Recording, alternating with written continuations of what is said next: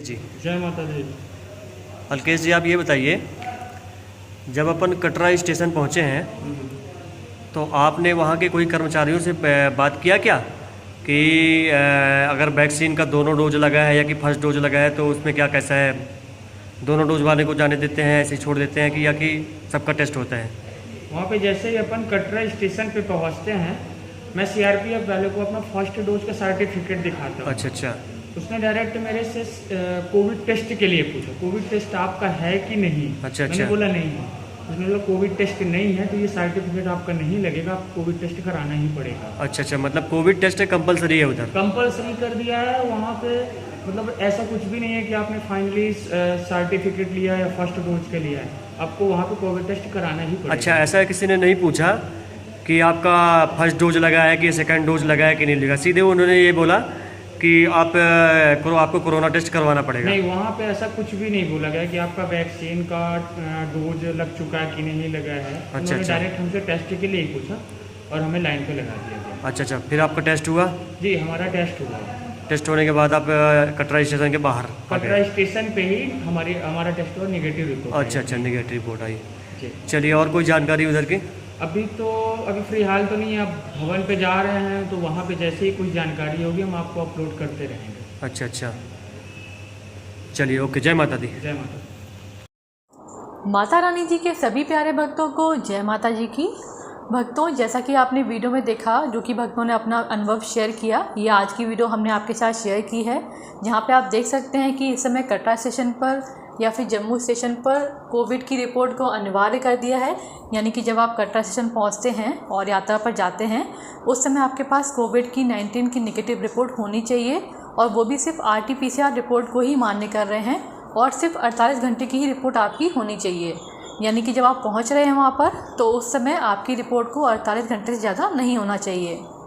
ऐसे में आपको बता दें कि इस समय वहां पर वैक्सीन के सर्टिफिकेट को नहीं मान्यता दी जा रही है।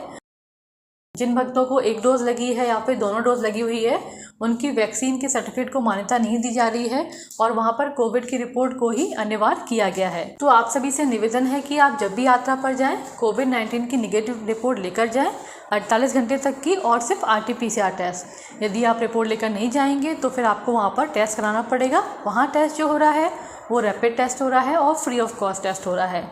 रिपोर्ट आने में भी आपको आधे से पौन घंटे का समय लगेगा। यदि भीड़ बहुत ज़्यादा होती है तो हो सकता है कि आपको समय ज़्यादा लग जाए। तो यदि आप इस भीड़ से बचना चाहते हैं तो ऐसे में कोशिश कीजिए कि अपने शहर से ही रिपोर्ट लेकर जाइए, और यदि किसी रीज़न से आप नहीं लेकर जा पाते हैं रिपोर्ट, तो भी कोई चिंता वाली बात नहीं है, आप वहाँ पहुँचकर भी टेस्ट करा सकते हैं। और जैसा कि आपने भक्तों देखा, इस समय मौसम बरसात का है और लगातार ही भवन पे बारिश हो रही है। मौसम बहुत जल्दी बदल जाता है, तो ऐसे में आप लोग रेनकोट लेकर जा सकते हैं, छाता लेकर जा सकते हैं। यदि आप लेकर नहीं जा पाते हैं तो भी आपको कटरा शहर से आप रेनकोट भी ले सकते हैं और छाता भी ले सकते हैं, लेकिन इसके साथ ही यात्रा करें, क्योंकि बारिश कब हो जाती है पता नहीं चलता।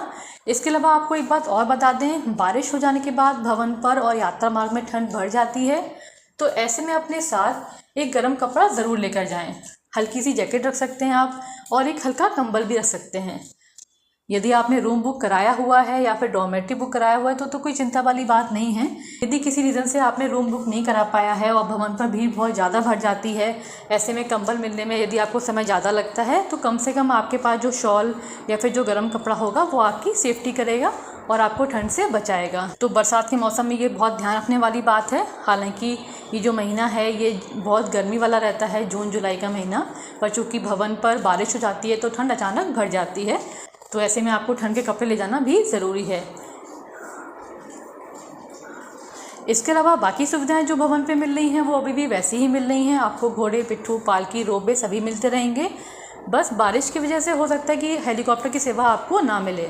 तो यदि जिस समय आपके हेलीकॉप्टर की बुकिंग है, आपको जाना है, यदि उस समय बारिश हो रही होगी तो फिर आपको उस समय इंतज़ार करना पड़ेगा, और उस समय हेलीकॉप्टर की सेवा स्थगित कर दी जाती है।